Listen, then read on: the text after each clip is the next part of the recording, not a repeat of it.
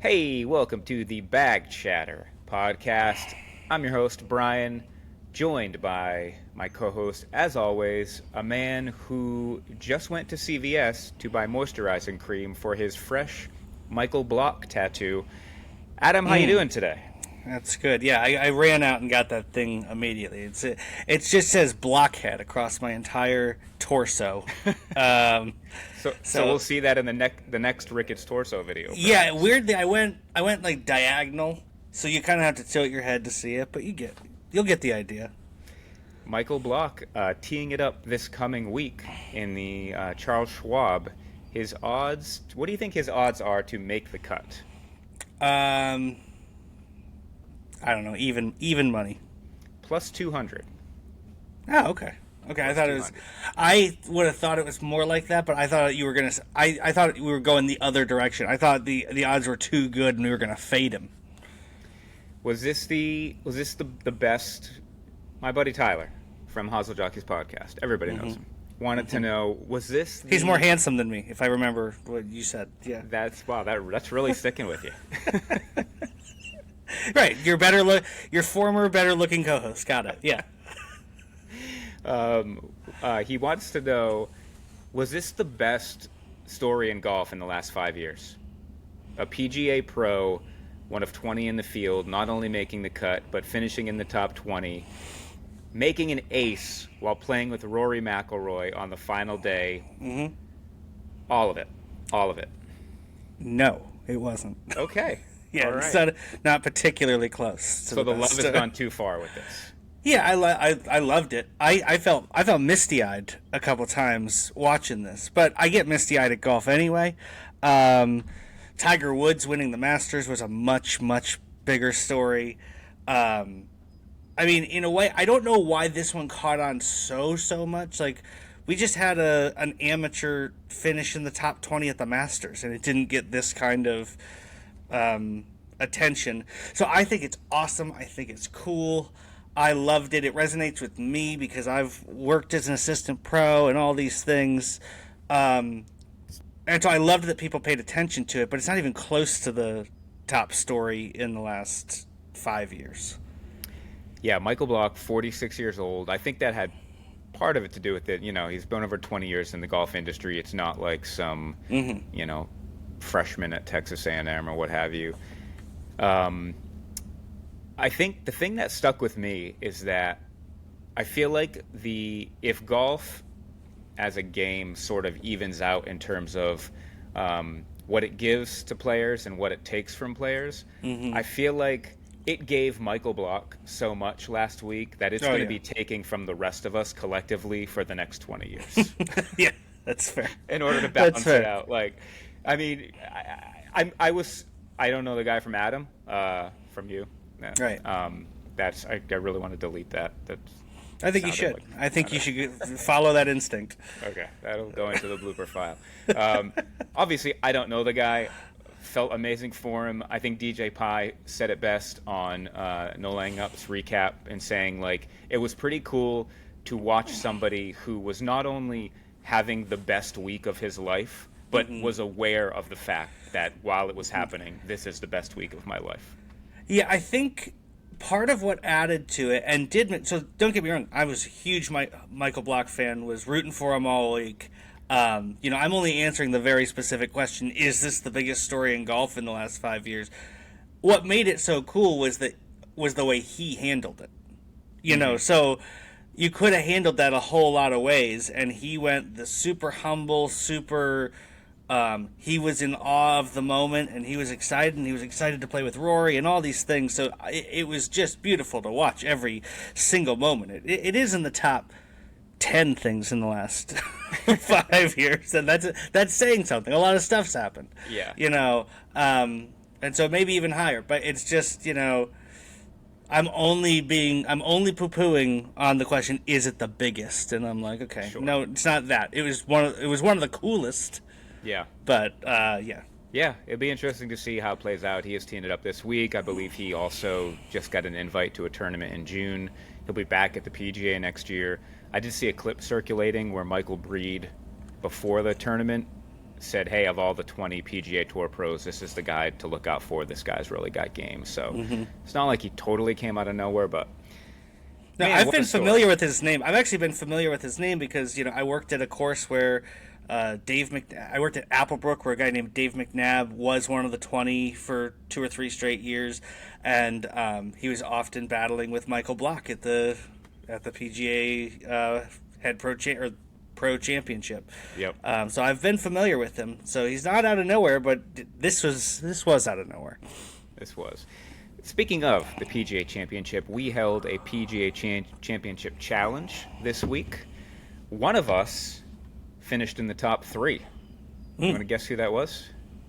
You know what? I filled it out, and I never thought about it again. So I don't even know. I don't know. I'm gonna guess me because you didn't tell me. No, it was your boy.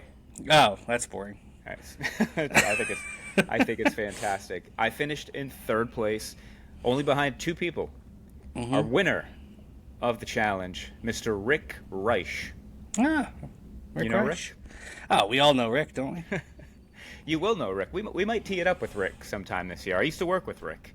Oh, Yeah, he's a good guy, and he is the winner of the challenge. He wins a $50 gift card.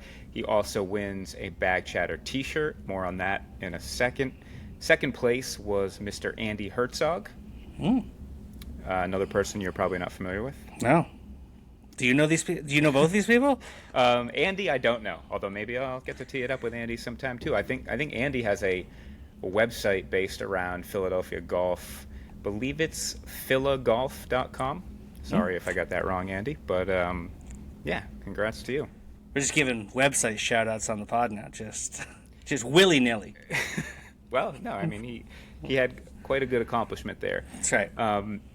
In terms of the T-shirts, I want to put this out there before I forget. Did you know, Adam, that we have a secret drop of T-shirts happening next month?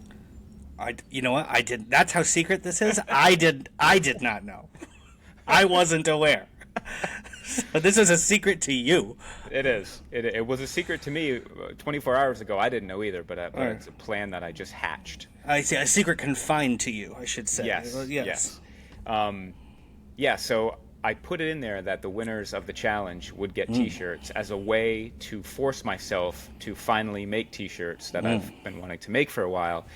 And then I thought, you know what? Let me throw it out there to the listening public. We're going to keep this open for exactly 1 week. This episode will go up, second to last Thursday in May. And Wednesday, May 31st will be the final day.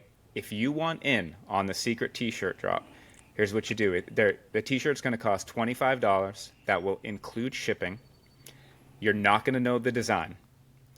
All you're going to know is that you got to trust us. You got to trust us that it's going to be a Bag Chatter worthy T-shirt. And you just email me, brianelaine@gmail.com, or you can DM me either on Twitter or Instagram. That's @BrianElaineGolf. Let me know you're in. I'll work out the payment with you. $25, include shipping. I'll get your size. They're going to be comfortable T-shirts. They'll be the next level tri-blend if you're a T-shirt person. So, yeah, we'll get those I'm familiar orders. with the bi blend, but the tri blend, that's where you really that third fabric really makes them nice. Your Hosel Jockeys T-shirt that you have, that is the next level. That's a tri blend. That's a tri-blend. I've been rocking the tri blend for years now, and I didn't even know it, and it's fantastic. So yeah, that's the deal with T-shirt stuff. We'll remind you on Twitter as well. If you don't want to forget, if you want to get in on the secret drop, look, I don't know. This might be the one time we run this design. So if you end up seeing it in the future and you're like, shoot, I wish I could have got in on that, I can't promise you that you'll be able to. So Right. These are ground floor T-shirts. Yes. Ground floor T-shirts that may never come back again. They're limited edition, is what They we're are. trying to say. and also non-refundable if you hate it. We don't need to throw fine print in verbally, Brian. It's fine. We can put that in very small words somewhere. It'll be fine. All right, let's get to the golf from this past weekend. There are 3 rounds to talk about. We played in a team match play event. We had a really fun casual round at a private course that you had never been on. And I had a Pearsall Cup individual match event. Where should we start? Where do you want to start? Putting you on the spot here. I think chronologically it's a good way to go when put on the spot. That's what I think. I always default to chronological. Okay. I like Except when it comes to the Narnia books. Those are not to be read chronologically. They're meant to be read as C.S. Lewis intended. Never mind. Oh. We're not going to get off on that. Maybe we'll save that for a mailbag. I'm very passionate about that. Okay. All right. So, team match play at Honeybrook. It is a summer-long competition. We were one of 16 teams, as we talked about at the end of last week's episode. We got a tough draw. We got Ellis Chandler, who plays off of scratch, basically, I think. I don't even know. He was lower than me. I don't think he's scratch right now. I think he's like a 2-something. Yeah. Oh, yeah. This is, 2. He was a 2, but we played off the low man, so that's why he didn't get any strokes. And Barney, who is a loyal listener to the first 10 minutes of all of our podcasts, and then Till I speak, and then he turns it off. Apparently, famously asked for a PTI bell to go off when Adam talks too long. So he's got that going for him. Yeah. How did you feel going into this match? I always feel good going into matches. I felt excited. I felt ready to go. I felt like we were going to win. I also felt good. I am still coming off the high of being new Brian, of being confident Brian, of being high expectations. I'm going to be disappointed if this doesn't go well, Brian. And let's get to it. We won. No, I'm kidding. Huckleberry. No, we're not going to go hole by hole through this. We'll save that. We'll save that for some other rounds. But safe to say, you didn't have your best stuff from the start in this match. Right. So at the beginning, I just was very sloppy. Sorry. Yeah, I'm looking at. Sorry. Let me start that over. Yeah, no, that's okay. I was sloppy from the start. Not doing anything terribly, just was making bogeys, and so I just didn't feel sharp in any area, and just wasn't putting the ball in the hole, as they say. Yeah, I halved the first hole with Ellis with pars, and then Ellis dropped a birdie on us on the second hole. Neither of us could make birdie, so we were one down right away. Third hole was halved, still one down. Fourth hole, your boy makes a 3 for 2. Your boy would be me. That would be me. Oh, right, the guy who came in second in the PGA contest. Same guy, your boy. Yeah, third, but yes. Third. So that got us back to all square after the fourth hole. On the fifth hole, Barney makes a 4 for 3 to put us back one down. But on the next hole, you are the only person to make par, get us back to all square. All right, good for us. Good for us. Really good for us. So how many holes are we there? We are 1, 2, 3, 4, 5, 6, 7 holes in. And if I remember correctly, I was like 4 over through those 7 holes to be one down, and you, were you still 1 under at that point through those 7 holes? Or am I spoiling this? No, I think I actually think maybe I wrote that par in the wrong box. I think that was my par, not yours, because you are correct.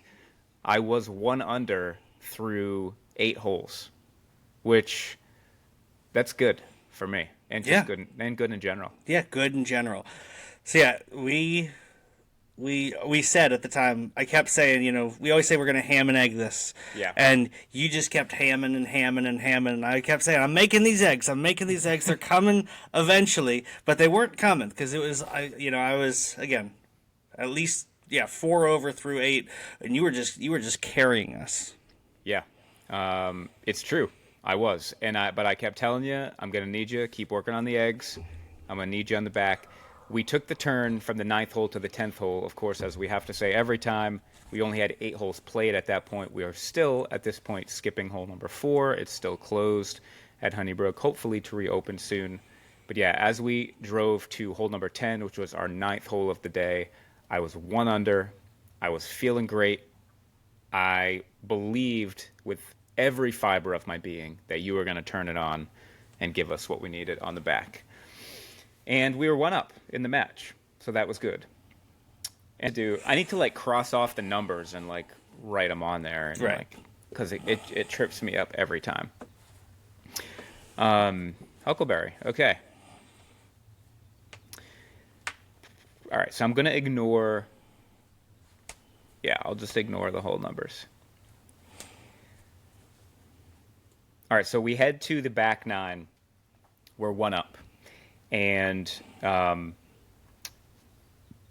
first hole on the back, Barney and I are popping. He gets in for, I get in for bogey. He gets in for par. 4 for 3, so the match is back to all square. And this is when I look to you, Adam, and I say, Adam, I've done all I can. This match is back to all square. What could you do for us? Mm-hmm. And this is how you respond. 11th hole, par.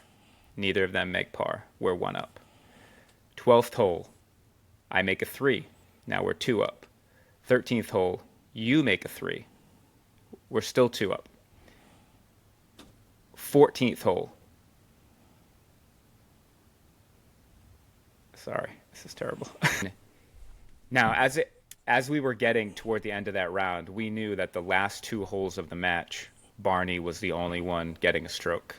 And so we were kind of saying, as we went around Amish Corner, like, we need to end this match before we get to those last 2 holes. It was going to be, we're going to play hole 18, and then we would have to play hole 1 again as our 18th hole.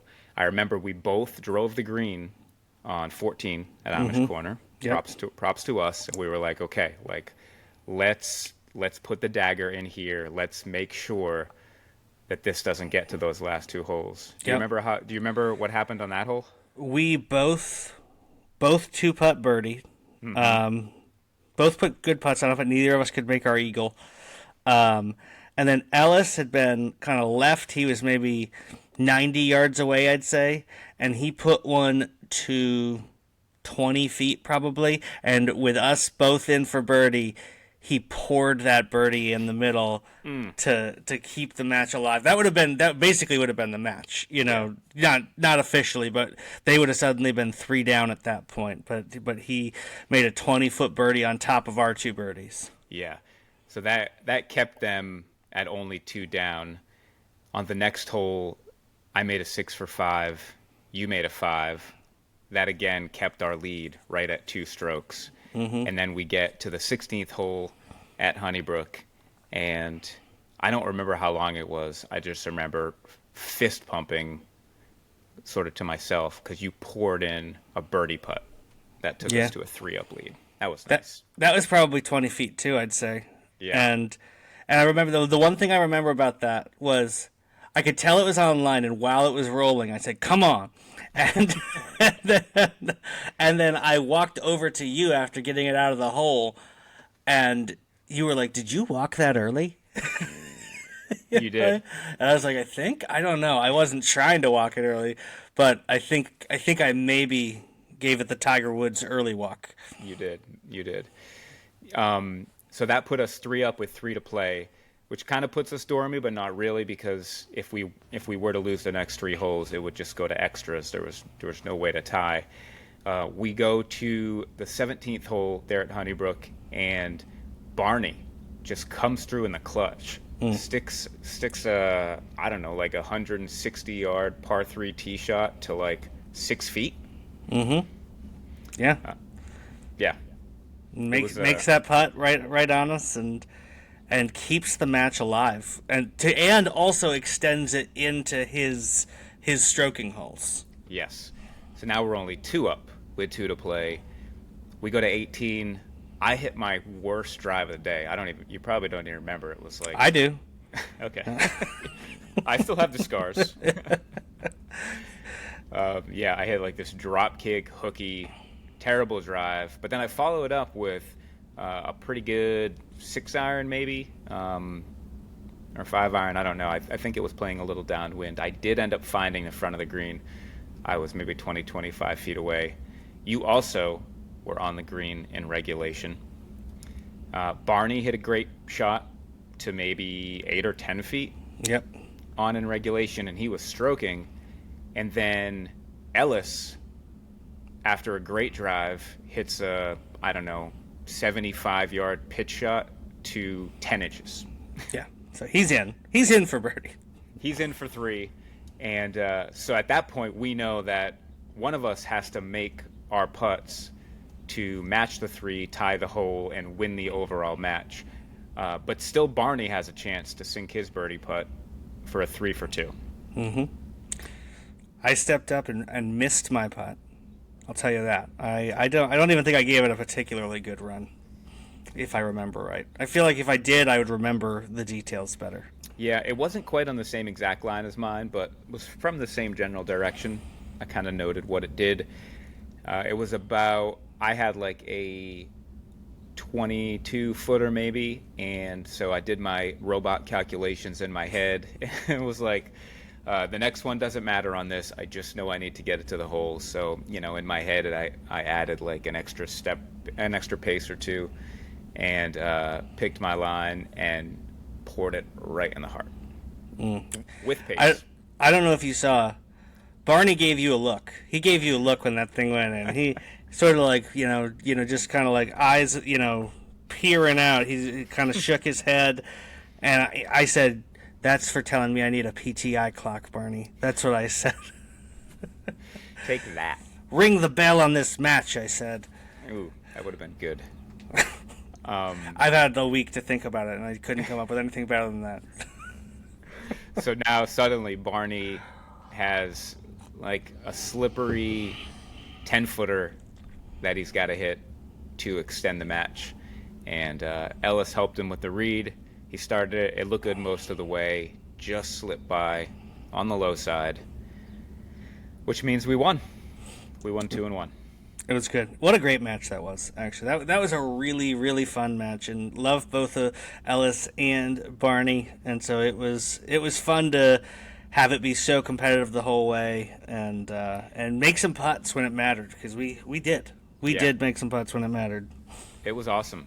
So yeah, I was 1 under through 8 holes. Mm-hmm. And then what were you the rest of the way after that? I was 2 under from 9 on. Wow. Yeah. So that's pretty great. So, yeah, can't argue with that. Can we dial that up again? Yeah, we can. Okay. In fact, we could be better, because I shouldn't be 4 over through 8 at Honeybrook from the white tees. I just saw that we have our matchup in the round of 8. It's Lynn Stolzfus and Jason Castaldi, former club champion. Yep. So, again, we'll have our hands full. Yeah, no, I'm excited. I can't wait. I don't know when that is. Do you know when that is? No, I think I have to look. There's probably like a play-on date, so we should maybe try to see if we can play before the play-on date, so that we can make sure it happens. But yeah, it was a lot of fun. Like you said, it was a fantastic match. I think at the end of the day, you and I both shot 1 over. We didn't have to play the last hole. Ellis was 2 over, and Barney was like 6 over. Like, yeah, everybody played well. We just we made those ham. We made that ham, and we made those eggs. We made those ham. Well, that's not the T-shirts. I know. I was gonna say, trust us. This is gonna be a worthy T-shirt design. We made those ham. We made those ham. I love when you break into your Trump impersonation voice.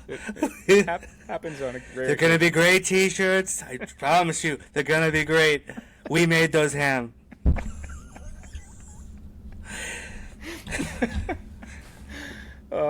Guys, it's hard. It's hard to podcast. You just have to keep stringing sentences together, and sometimes they don't work. And then, what do you do?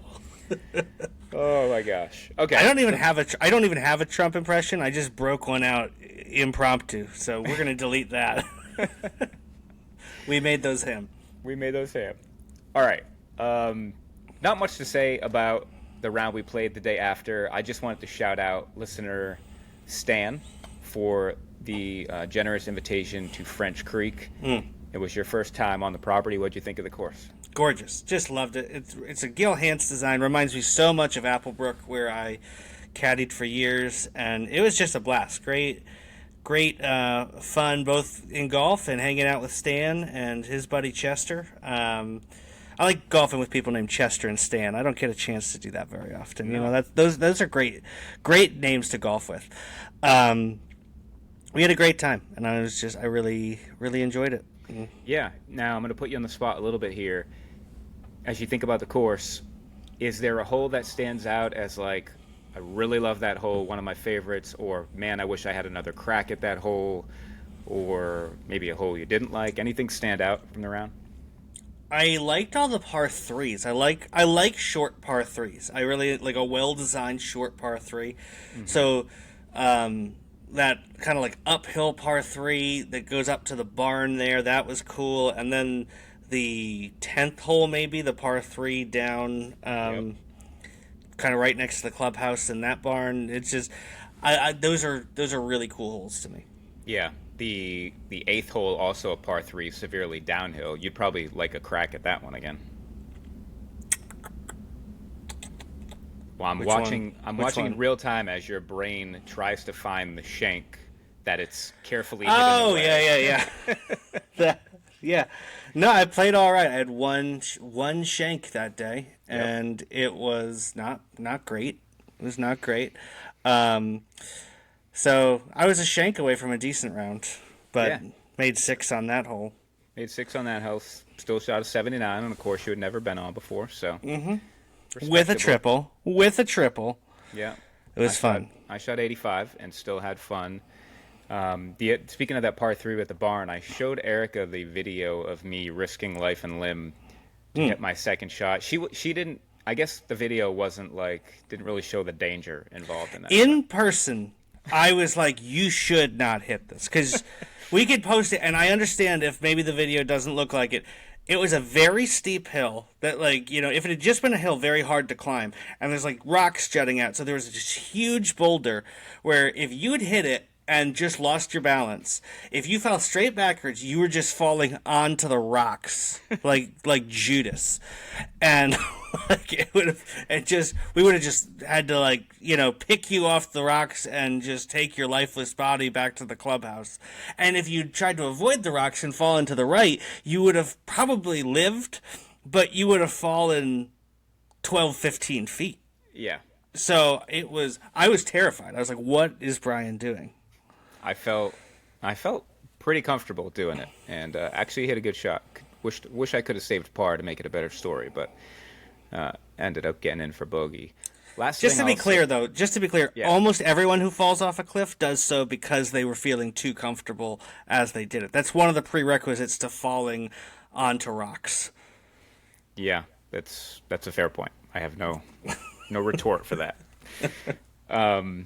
Last thing I'll say about this round is that cool finishing hole, sort of a difficult par 4, but made even cooler by the fact that we had people in the gallery eating their lunch, watching, and also something I've never seen before while playing golf, and that is a groom who's about to be married, who's about to see his wife for the first time, hiding behind a barn while we're trying to get up and down for par. Right. I thought that guy was peeing at first because he was just facing away. I was like, is that guy peeing in the lake? In a tuxedo? What is that guy doing? Then we realized what's happening, and so, you know, you really anticipate, is this guy going to cry? Is he going to, you know, what's he going to do to make sure that his bride-to-be feels beautiful in this moment? And so we waited and we waited. I was trying to make my putt for 79 as this is happening, and this is exactly what he did. And I know this is an audio medium, but he went. He tilted his head 45 degrees. Yeah. It was like an aw. Kind of like a dog, like saying, what? Yeah. Yeah. And that was his reaction. And I was like, yeah, this marriage isn't going to last. I do have video of you making the putt with them in the background embracing. I don't know if you want me to share that because I showed you the video and you instantly were grossed out by the way you look putting, apparently, which is a new development. That's not new. That's an old development. It's new to me, and I'm really baiting you. I want you to do the impression of you putting that you did for me. Do I need to show you the video again? Yeah, it's sort of like it's like I'm waving a pool noodle. It's like woo woo woo. I hate it. It made me laugh. I think it's the most. I feel like I've shown you videos of your swing before, and you like generally, out of all the recreational golfers I know, you're one of the people who complain the least about your swing, and yet for some reason on this little putting video, you were like instantly horrified. So I kind of like that. Partly because I just try. I used to analyze my swing constantly on video. I'd record hundreds of swings at the driving range and analyze all of them and be like, okay, what did I do wrong on that one? Blah, blah, blah. Yeah. And now I'm like, I just don't, like, I made that putt. I putted pretty well, actually, that day. Really not as bad as I remember. Wow. No, it was fine. No, it was fine. It was fine. I don't know why the first look was so bad. My first look made me tilt my head, Yeah, it wasn't good, but that's fine. And yeah, I just try not to look at my swing now. Yeah. I'm actually just like, no, that's part of my strategy is if it works, I do it, and I'm not going to start taking things that work and changing them because I don't like how they look on camera. Yeah. Because what are the odds I'm going to like how I look on camera? I don't like how I look on camera right now, Brian. It's fine, but we still put out this podcast. Exactly. I'm with you on that. I am, yeah, the bar for me, like, the ceiling for me is if I look at one of my swings and I'm like, oh, okay, that wasn't terrible. Like, wasn't terrible. It's the absolute best it's going to get. But most of the time, it's gross, and I really don't care. I just want to score well. I just want to beat people. That was my mindset heading into my final match of the weekend. Played 3 days in a row. Don't always do that, but I was playing Dave Campbell, coming in as a 6.3, and he was a 6.2, or vice versa. We weren't, basically nobody was getting any strokes. Two evenly matched golfers. Mm-hmm. Some would say at the peak of their games, and that's not true. And I mean, so really, we all know he's just a stepping stone to get to the match between you and me. He had no chance given, what was on the line. You knew what was on the line for our podcast, for us, for, he had no chance. That's right? He had no chance until we teed it up. Oh, okay. I really wanted to win because, like you said, I was facing you. The winner faced you in the bracket next, and I promise you I will not go hole by hole on this match. But we both hit good drives. He hit his approach to 6 feet. I hit mine to about 25 feet. Got in for par. He hit his birdie putt, and it was off to the races. It was... that par on the front nine may have been my highlight. Okay. It was. That's concerning. Let me tell you. There's a lot of different ways you can make bogey, Adam. Let me tell you some of the ways. Like on hole 2, when your drive leaks right, you have enough power to get it between the ponds there on the second hole. Sure. But I don't think they've cut that rough there since maybe March, and it just nestled down so thick, and I was not about to take on the next pond and the next bunker, so I kind of aimed safety to the left, chopped it out fairly good, but could not get up and down for par. He made par. Now I'm 2 down. Third hole, my approach shot leaks a little bit right on this par 3 and finds the cart path. Mm-hmm. Whose fault is that? Is it mine? I guess it's my fault that I hit the cart path. Yeah, pretty explicitly, yeah. So what was a little bit right ended up being way right. Cannot get up and down. He makes par. Now I am 3 down. Mm-hmm. That's how that works, yeah. Next hole, I make a par. Guess what he makes? Par. Still 3 down. Next hole, I outdrive him, and then I decide to pull my approach into a greenside bunker. Right. He makes par. I can't get up and down. Now I'm 4 down. Mm-hmm. How is competitive Brian doing through that? Competitive Brian is, at this point, he's very annoyed, is how I'll put it. Sure. I was not running hot yet. At this point, I was very annoyed. I know how these matches work. It's an 18-hole match. There's no front and back kind of thing. It's like there is plenty of holes for me to come back. But at this point, I'm 3 over. Dave is 1 under, and it's kind of just like the way he was playing. I was okay being down because I didn't want to be down, but it was like he's playing really well, so the fact that I'm 4 down right now is what it is. Actually won the next hole with a par, so that was nice. My first hole win, and spoiler alert, my only hole win during this match. That's a pretty big spoiler. I'm not going to lie. When you're 3 down and you reveal that you're not going to win any more holes, that's a pretty big spoiler. Because on the next hole, he 2-putts from 80 feet for par, and I can't make par. So I'm back to 4 down. We both make pars on the next hole, still 4 down. This is when competitive Brian starts running hot. Okay. Mm-hmm. Okay. On the 10th hole at Honeybrook, that par 3, we're both in the greenside bunker. He hits a fine bunker shot out to about 12 feet.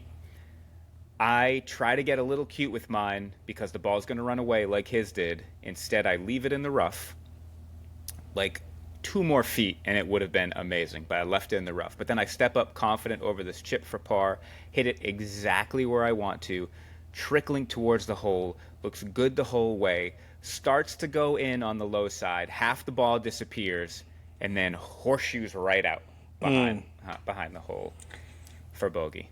You thought you'd made those ham, but you hadn't made those ham. It lipped out. There was no those ham on that lip out. And at this point, I'm like, okay, I guess this is not my day today. I don't like those words coming out of my mouth. I actually didn't say them out loud. I didn't want to be that guy, but I was just thinking that in my head. Mm-hmm. After I outdrive him on the next hole, I think I pulled 4 approach shots on the day. So that's a good recipe for making bogey. This one I pulled into the greenside bunker, hit a pretty good bunker shot out, but could not make the putt. It's another bogey. He makes another par. I think I'm 5 or 6 down at this point. I'm starting to lose track. I think I'm 5 down at this point.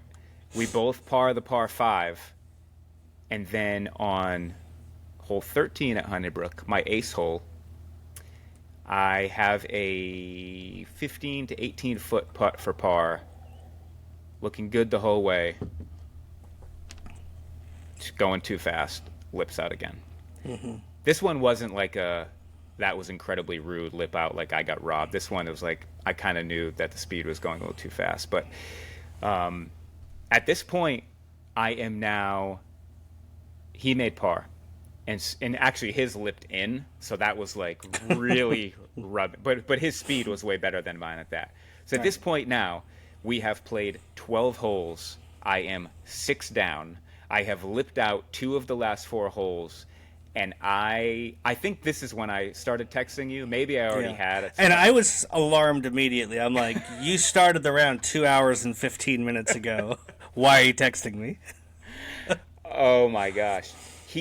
At this point, he is 1 over, and I'm just like, I'm just playing mediocre golf. And in hindsight, as I look back at the round, like what was amazing to me is how frustrating, how bad it feels to play mediocre golf against someone who is playing really well.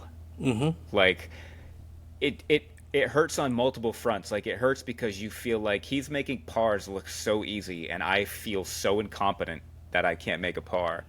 But then also at the same time, because you're having a match, like you're just losing ground and losing ground and losing ground, and it's just like, oh my gosh, it's so frustrating. So, and then, and by the way, Dave is like a great guy. Like he's he is quiet, he's thoughtful, he's intelligent. Like if you're going to get shellacked by anybody, I feel like Dave is a great guy to do it because he's like completely aware. He's completely aware of what's happening, and he's handling it exactly, in a great way. We were playing with. We also had a team match going on, a member thing going on, so we were playing with one other guy, and we were chatting and stuff. I was trying not to be like super annoyed, quiet guy, but I definitely was not old Brian. Old Brian would have been overly chatty. Old Brian would have been whistling. Old Brian would have been trying to make it seem like everything's okay. I didn't care about that. Like it was, and I that felt healthy. It was like It is. I'm in a match with Dave. He knows it. He's playing well.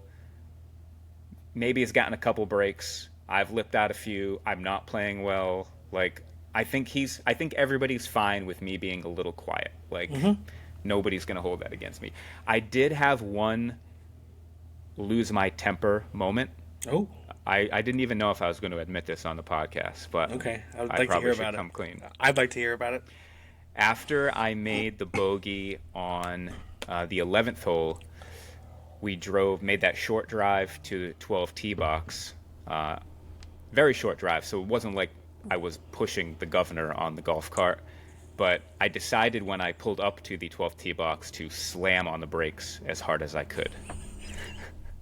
And in doing so, I like screeched the tires. Was this intentional, or was it like, were you intentionally doing that, or was it like were you a little embarrassed when it happened? Oh, I was very embarrassed. I wanted to slam the brakes. I wanted to take all my frustration out on the brake pedal. I did not want it to make any noise. And so I was instantly very embarrassed when it happened. That's funny. But you think it's funny? Of course, yeah. What else would I find it? So so go ahead, sorry.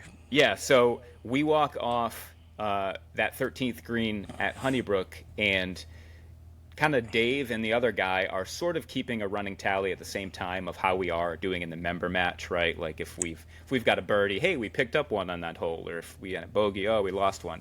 And so as we're coming off that green, Dave says, well, no blood on that one. Now, this is where I've just lipped out and made bogey, and he just lipped in and made par to go 6 up on me with, I think, 6 to play. And he said, well, no blood on that hole. And I said, well, Dave, no blood in the team match, but I am bleeding all over the place over here. And Hemorrhaging. I'm hemorrhaging. hemorrhaging would have been a better word to use. And he laughed.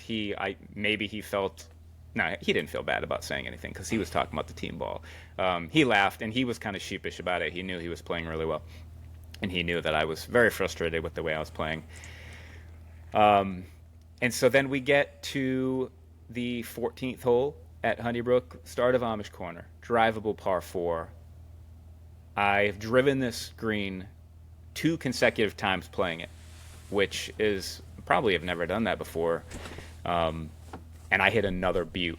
It's just a little bit left of the green, but it's got the distance. When I get up there, it's kind of in that little collection area off the back left of the green there in the fairway. And so I've driven it essentially past the pin. Great drive. Dave had hit an okay one as well. He hits his approach to 25 feet. I have a chip that, again, I hit like a mediocre chip. I got it up to like maybe 15 feet from where I was. We've both got coins down, both got birdie putts, and both on the same line, actually. So I was kind of watching his intently, which was unfortunate because he poured it right in the heart for a 3 for an official 7-5 victory before I even got a chance to hit my birdie putt. 7-5. 7-5. That stings. That stings a little bit. Yeah. Now I need to go. So now I've got to play him, and there's two ways this can go. It's going to be an Inigo Montoya match. You know, hello, my name is Inigo Montoya. You killed my co-host. Prepare to die. That kind of situation. Yeah. Or if he beats me, he's dubbed by the local papers the Bag Chatter Killer, I assume, and he took us both down. It's all or nothing here. I've got to beat him. I have to avenge your honor. Yeah. I'm hoping for the former. I'm hoping you take him down. I don't want this guy being known as the Bag Cheddar Killer. Adam, putting all my hope in you. Well, as long as I don't lose 7-5, it'll be an improvement, you know. Oh my gosh, it felt so bad. Now, I will say, competitive new Brian, like, I don't like running hot. I don't like slamming on brakes. I need to work on that. I'm still figuring things out a little bit, but it definitely felt, you know what I didn't say during the whole match was, you know what? This isn't for me. Competition isn't for me. Look what happens every time I'm in a competition. Mm-hmm. Like, I didn't say that, and I'm not proud of myself. I just think it's like I wasn't lying to myself. Like, I did want to win. 2 days earlier, I had just essentially posted one of the best rounds at Honeybrook that I had ever played in my life. And so thinking that way is just not true. So I was at least happy that I didn't go there with it. Right. You did say, hold on. Here we go.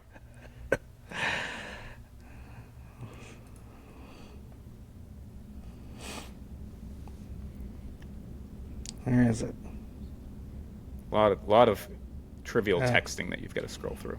So much trivial texting. I almost said sexting. I like sexting. None of my sexting is trivial. I'll say that much. That's not what I've heard.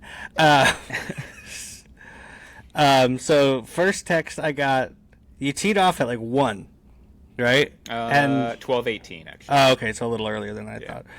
I had a text at 3:09 that says, Adam, I am seeing red right now, all caps. The brightest and deepest and darkest of reds. Are we sure this is a better way? So you questioned some things. That was after the 2 lip outs and 4 holes. Mm-hmm.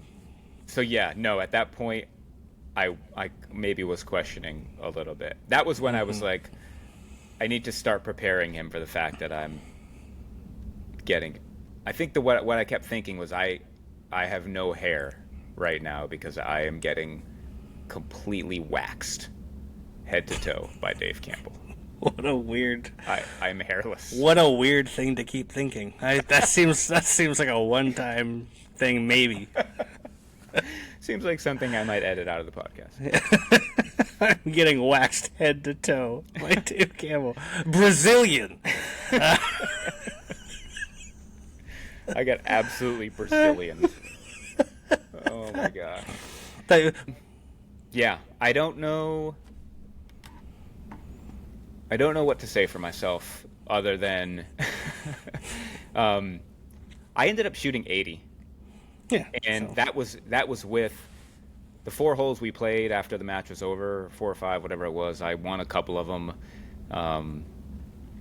I made a disgusting double on 16 that included a shank. The ball was, I drove it into those mounds like left and pin high of the green, and ball was like way below my feet. I was standing on the top of a mound and shanked it into a bunker, and then hit a okay bunker shot, and then 3-putt from 45 feet. Nice. I made a 8-foot putt on the last hole to save a bogey after a another sculled wedge shot. I got a side note. I've reached out to my coach Robbie because I've been sculling wedge shots lately. I made 2 doubles with sculled wedges in my 74 at Honeybrook. Anyway, I'm working on that. I made an 8-foot putt on the 18th hole. It was the longest putt that I made the entire day. Do you feel a little better though? Like, do you feel good about your game in the sense that there's 2 ways to feel good about your game. You can feel good because you played well. That's my favorite way. Yep. But then you're like, okay, you played terrible and shot 80. Yes. And it's like in a competition. It's like, okay, that's where my goal of shooting in the 60s more than the 80s came from, is because it's like, boy, you have to play really terrible to shoot 80 at Honeybrook these days. Yeah, and I think I was talking to Mike on the way home about it, and I was like, I can't believe how bad this 80 feels. Like, 80 being a score that I would have, like, paid a lot of money for, like, 5 years ago. Like, I think it was exacerbated by the fact that it was a competitive match, and I was playing against a guy. Dave ended up shooting 72, and it just made it feel so bad. Also, and then when I thought about it, I was like, I had like 8 putts of 30 feet or longer. I lagged up 7 of 8 of them. Didn't have a single 3-putt except for that one double where I did, but I didn't make anything all day. And so I guess at some point that really starts to weigh on you when you're like, you're not getting a single one of those to drop, having 2 of them lip out. Yeah, it was just, this is the last thing I'll say. It made me think that there's like, this is a half-baked idea. I almost maybe should save this for a half-baked idea podcast, except we don't have one. We don't have that, so let's do it now. I feel like every round of golf, you're rolling like 5 die. That's the plural of dice, right? Or is dice the plural? It's the singular of singular. So you're rolling 5 dice. I should have just said what sounded right in the first place. I feel like you're rolling 5 dice every round. One of those is like, is my swing working today? That's one of them. And it can come up anywhere from 1 to 6, like a normal die. One of them is, are the putts going to drop today?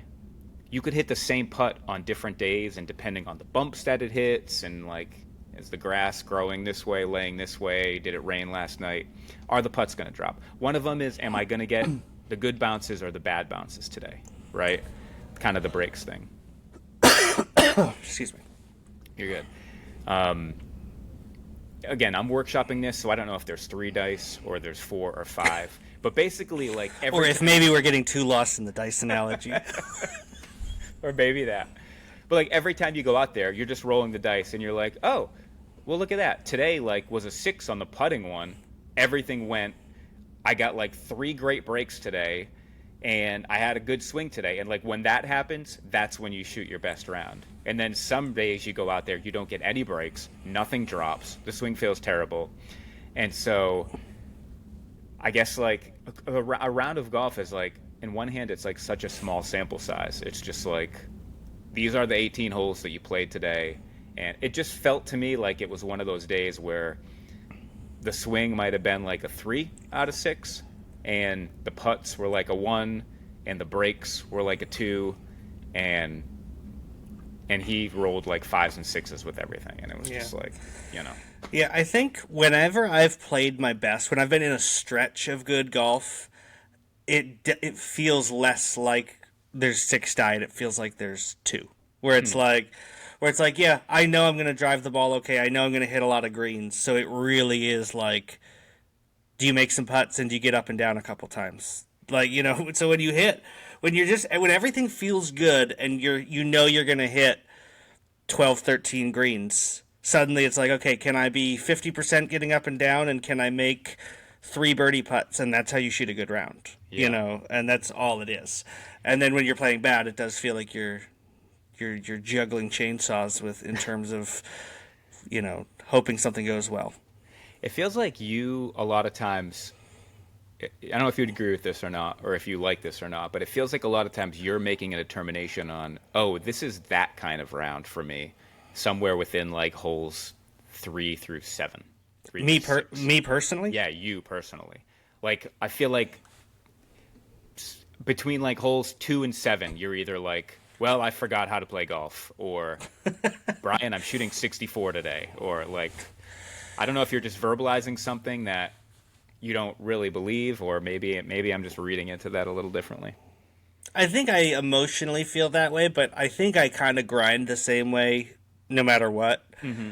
And lots of times things will, like, so, that the first round we recapped today, I was 4 over through 8 and hadn't done anything terrible. Kind of knew I just needed to get in a rhythm and put it together, and was able to turn it around and have, and go 2 under the rest of the way. And it's sort of like I've had enough of those rounds, especially at Honeybrook. Like, I think I'm a little bit more at a new course or something. If it starts to get away from me, I'm sort of like, yeah, I'm probably not getting these shots back. But I've birdied every single hole at Honeybrook a lot of times, and so I do, and I've shot, 31 on each of those 9s. And so I kind of know, when I'm there at least, that there's a lot of birdies I can make here.